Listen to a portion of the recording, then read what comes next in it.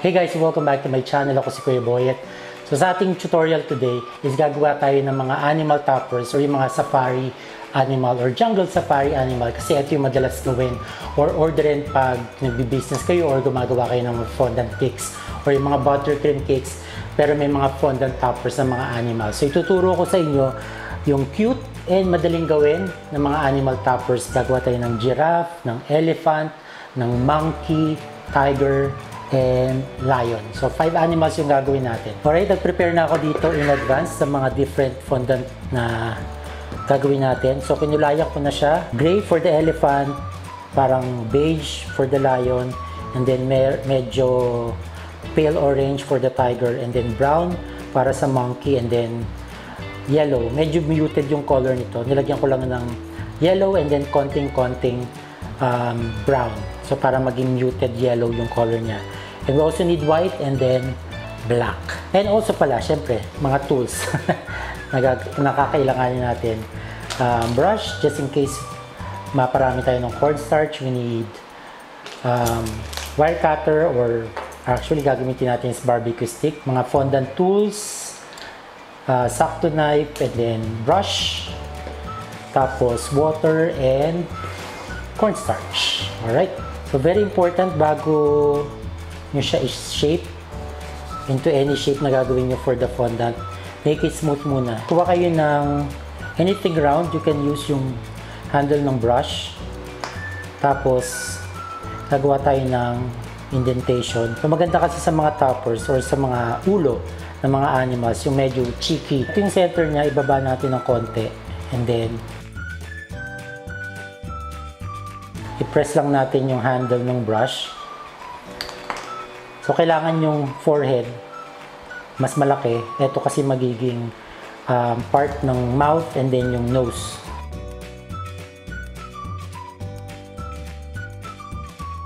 So, na-press na natin pati sa side.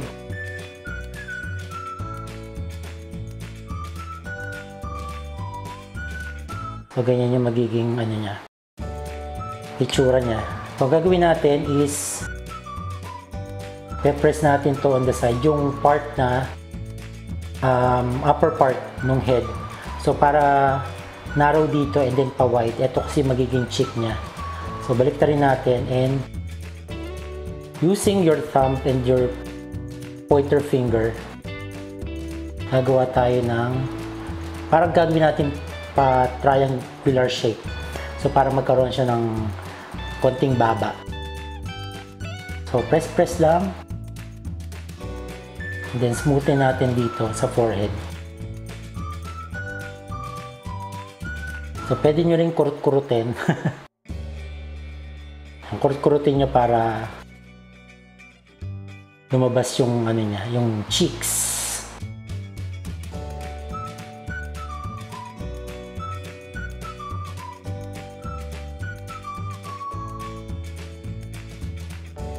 Actually, itong shape na to, basic to for mga human figures.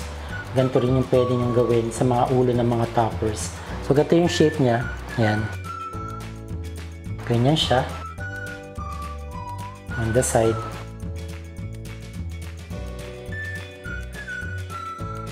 So, once na nagawa natin siya, gagawa naman tayo ng parang socket ng mata. So, using your thumb, actually, pwede kayong gumamit nito.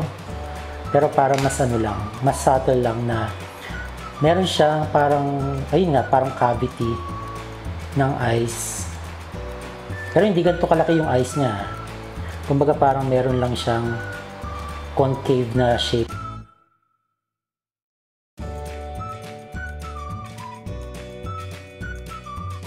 So, smoothin nyo lang dito sa gitna. Just in case may nakikita kayong parang line.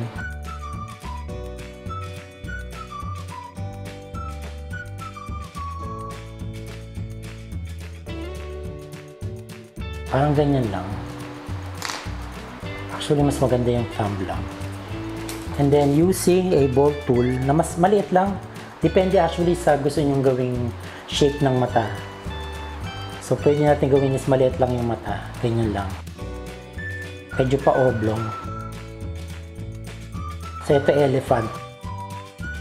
So kung makikita nyo, yung mata niya, ayan. So meron siyang concave na shape.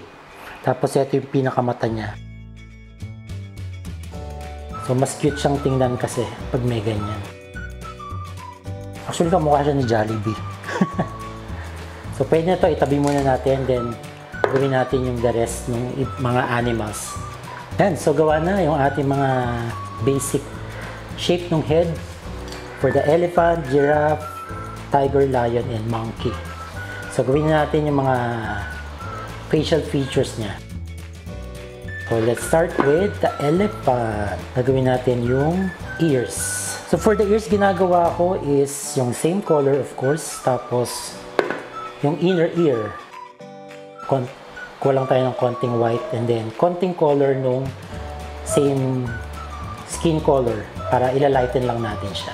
Ito depende kung gaano kalaki yung tenga na gusto nyo. So make it round, hindi naman kailangan na even. And then papatong natin. So dalawang round shape, ipatong nyo siya. Round shape, ipatong nyo siya. And then using the rolling pin, lagyan muna natin ng cornstarch para hindi dumikit sa rolling pin natin.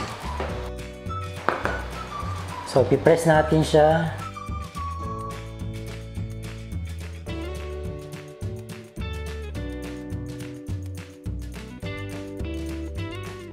Ito kasi ang konti ng yung gray. So, basta ang goal natin is para lang yung hindi siya halatang dinikit. So makikita niyo super thin lang or nag-blend talaga yung lighter color ng gray dito sa gray color niya.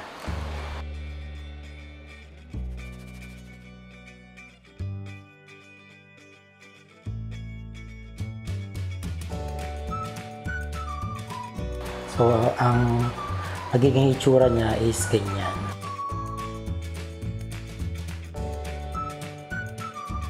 So lagyan natin ng water, idikitan natin siya.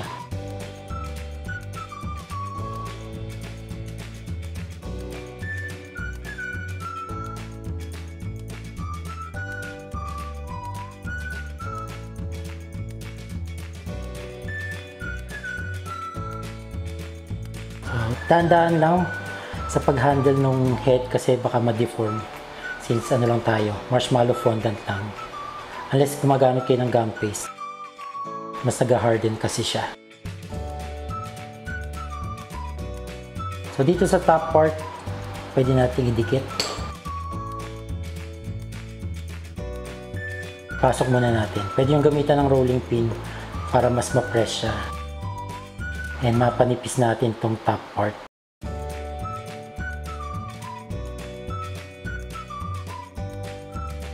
So, ganyan na siya. So, pwede nyo iba-ibang korte or kung paano yung magiging itsura ng tenga niya. And then for the trunk, narrow lang siya towards the end. Isang end. So, basta ganyan. Ganyan yung shape niya. So, pwede nyo itong ayan, lagyan ng ganyan. Tapos, itrim natin siya.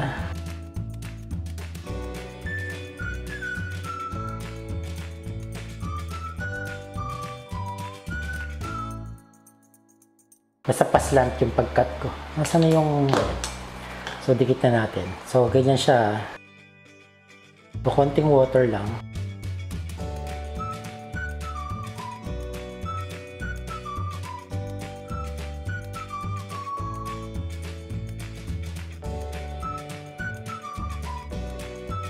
Kasi forma nyo lang siya.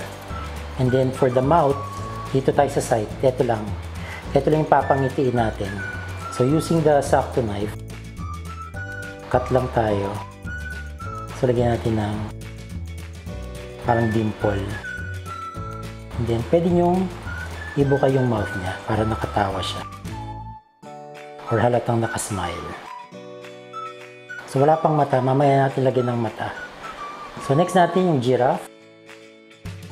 For the giraffe, meron siyang... Ang giraffe kasi mas mahaba yung nguso. So lalagyan natin ng konting huso. So we can use the same color ng skin, and again lalagyan natin ng white. Ilalighten lang natin. So lighter color than the skin, and then attach lang natin dito.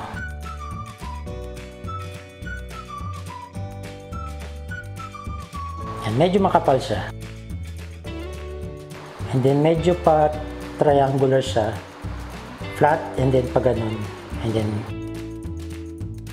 wider sa bottom. And then lalagyan natin ng nose. So using this Dresden tool, yung mas narrow na tip. Push natin. Ayan. Tinusok ko siya and then pinush. Kabila naman, tusok and then push. And then for the mouth, pwedeng nakasmile lang.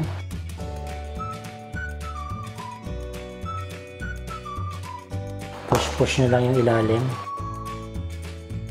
para masalatang nakangiti siya. And then, dalawang dimple for the tenga, parang cone shape. And Dresden tool, etong wider tip naman. Ganyan. Press nyo lang, ganyan. And then, trim sa bottom, and then sa kanya ipag-meet. Then meet. So dito siya sa side. Kasi meron pa siyang antena. So kailangan wag masyadong maraming tubig para pag in-attach natin yung tenga, didikit agad siya. Ibang cute na oh. Then for the antenna, para hindi na tayo gumawa ng wire, tusok natin kung saan natin ilalagay yung antena. Baon natin siya. And then gawa tayo ng same size. Same size naman siya. And then, palagyan lang natin ng tubig. Medyo malalim siya para bumaon yung ating antena. So hindi na kailangan ng wire.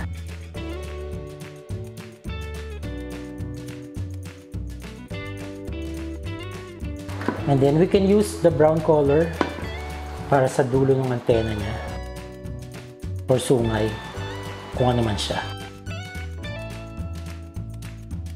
And then water.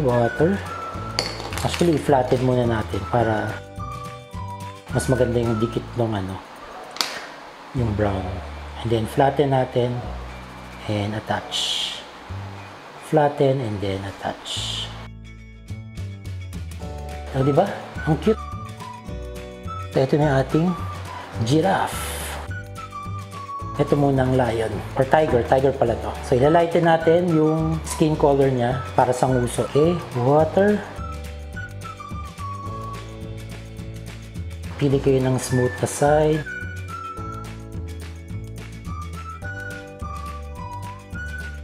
Ito naman medyo pa, siya, pa-oblong.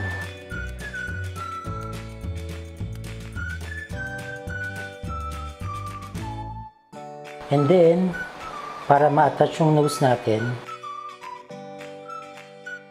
dito siya sa top part. For the nose, we need color black.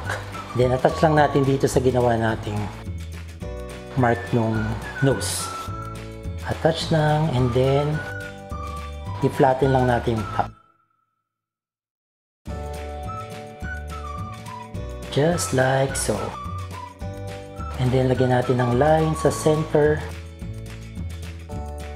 Pero hanggang dito lang, hanggang dyan lang. Kasi may pa siya. Meron pa siyang mouth. For the mouth, sakto knife. Half muna, na payu, and then the other half. Tapos, pwede nyong i-open para nakasmile siya.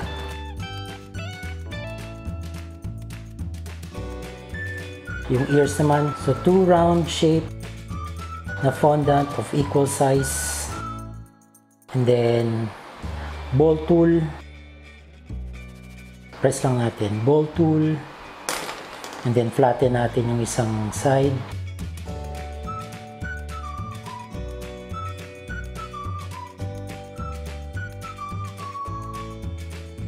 Okay, and then attach na natin.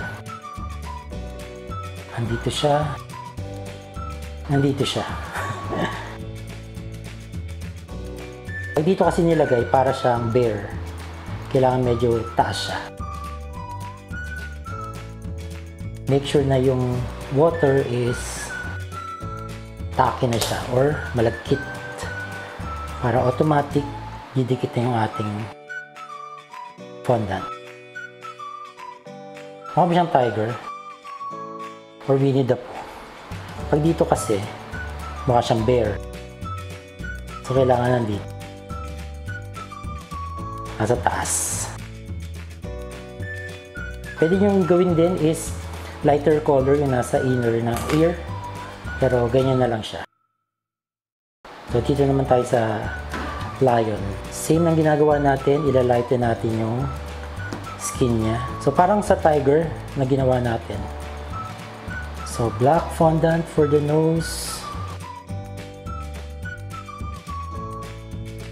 Flatten yung top.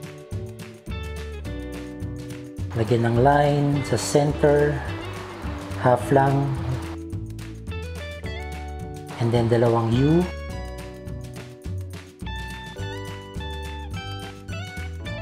And then, yung ears niya, 2 equal amount size ng fondant. Make it round and then ball tool, press, press, trim one end, and water.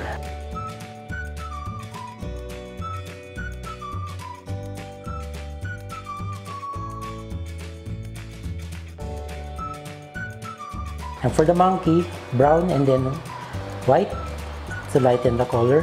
So, una natin gagawin is yung design dito na parang pa-heart shape. Half ng face niya.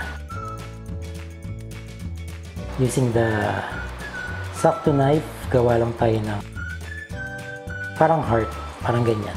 Pero kailangan pareho sila. Yung left and right. It has to be symmetrical. Ayan, pwede na yan. Okay, and then water.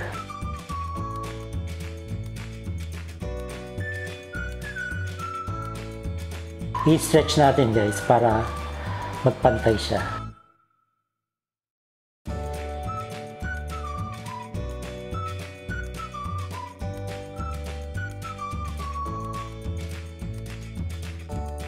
Actually ito, pwede natin bawasan na lang ito.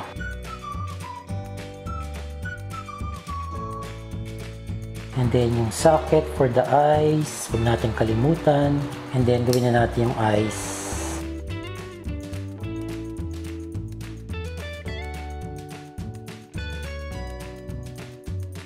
Mouth naman niya. Flatten natin siya and kailangan matakpan siya. Yung whole face or yung lower part ng face niya. The water.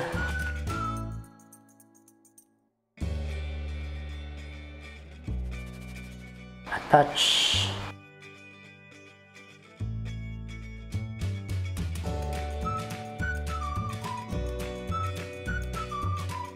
Actually, kung gusto nyo i-blend, ang pag-blend kasi, pwede nyo gamitan itong Dresden tool.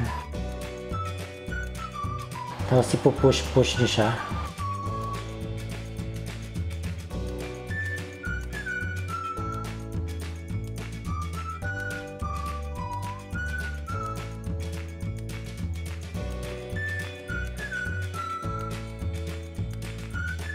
See, medyo nawawala na yung line.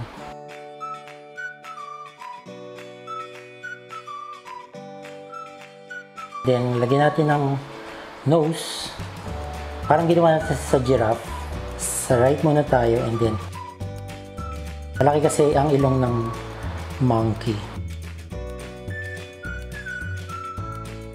Push niyo siya. Ayan. See? And then, yung kanyang mouth. Same lang. X-Acto knife. Push-push natin yung ilalim. Para nakasmile siya.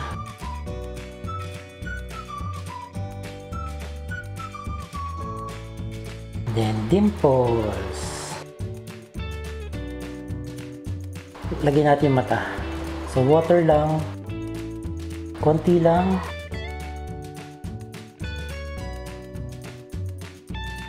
Maliit lang na black fondant. Buhok naman sa lion. So mag-flatten lang tayo ng brown color na fondant. So etong head, tatanggalan natin siya ng kapal. So gupitin natin.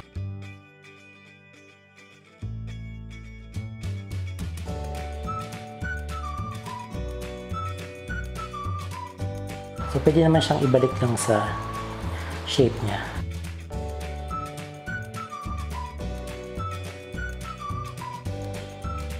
So ganyan lang yung natira. So hinati natin siya para i-attach natin sa hair. Now for the hair, gawa kayo ng parang rays ng sun. Okay, so kung meron kayong ganito na tool, yung roller, lagyan nyo lang siya ng ganyan. So para magkaroon ng, kumbaga parang strands ng hair.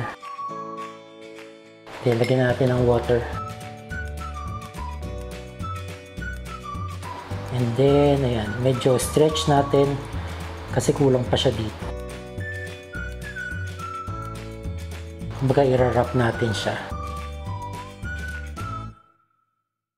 Dito mag-a-add tayo dito sa may forehead para hindi naman siya mukhang kalbo.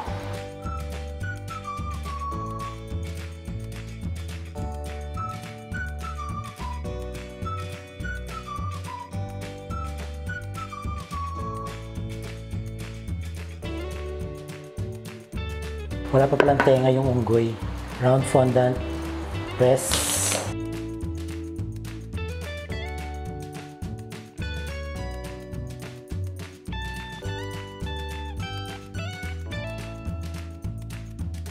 Pwede natin lagyan ng buhok kung gusto nyo. Or kung gusto nyo ng babae, na monkey, pwede nyo lagyan ng ribbon.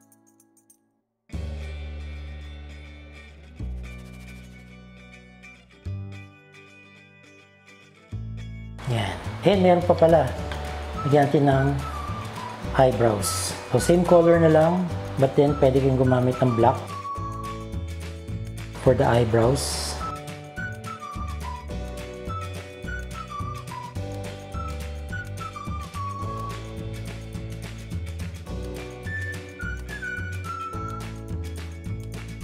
And we're done with the faces or the heads.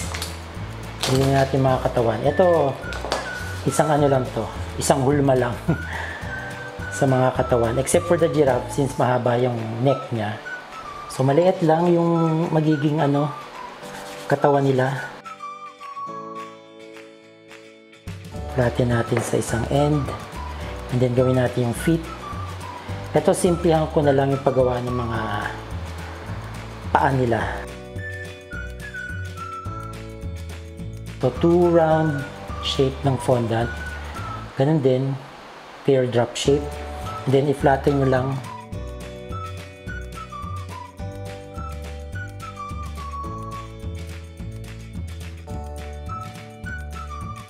Attach nyo lang yung ganyan. Since yung fondant ko medyo malagkit, automatic naman mag-a-attach siya. Front feet naman, ganun din. Flatten natin. And pwedeng nakaganyan or pwedeng nakaganon. Parang nakapatong siya sa bottom feet niya. So, ganyan. Kaya masyadong malaki yung neck. So, bawasan pa natin. Kailangan cute lang talaga. Masyadong lumiit. Pero, okay na yan. Baguhin natin yung position ng 2 feet niya. Dito na lang sa may front. Yan. So, ito for demo purposes na lang. Toothpick na lang ang i-attach ko. Pero normally, barbecue stick ang ginagawa. And then, apply na natin ng water. Except for the giraffe kasi mahaba yung neck. Gagamit ako ng barbecue stick.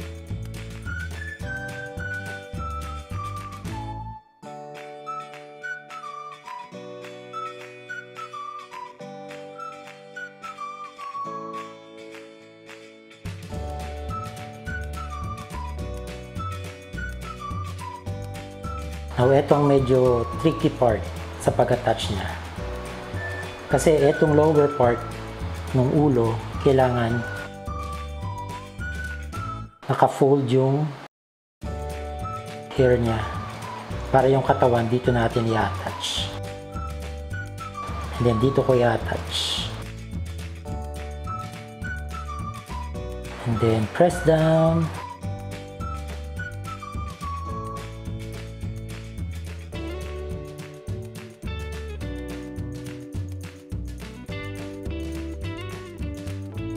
So for the giraffe, habaan lang natin. So kailangan is manipis yung neck para cute. So depende rin kung gaano katangkad yung gusto nyo for your giraffe. So ganyan okay na i-trim natin tong bottom part. For the feet, and then support na natin ang barbecue stick. Insert nyo lang. Pinapaikot yung stick. So kumbaga parang i-dinidrill nyo para pumasok yung stick nang hindi na-deform yung fondant. Alright, so i-fit nyo. So ganyan. Kailangan manipis to para cute. Pag makapal kasi medyo hindi siya magandang tingnan. So manipis lang yung neck, and then same lang sa feet. Insert na natin, lagyan natin ng konting water yung stick and yung end ng fondant. And then, attach na natin yung kanyang head. At yung front, center. So, since ano to, hindi naman natin itutusok sa cake, trim natin yung excess. Yan. Tatayo kaya siya. Oops, di siya kita sa camera. Basta ganyan siya guys ah.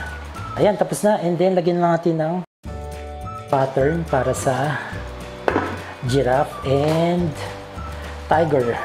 So, black fondant. Lagyan lang natin ng mga ganyan. Mga lines. Sa side. 3 lines. Ganyan. Sa kamay.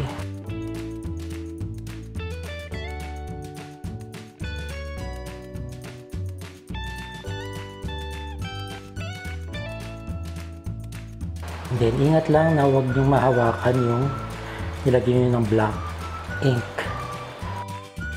So, I have here brown color. And then, yan, mga random na shape. Tapos, sa neck.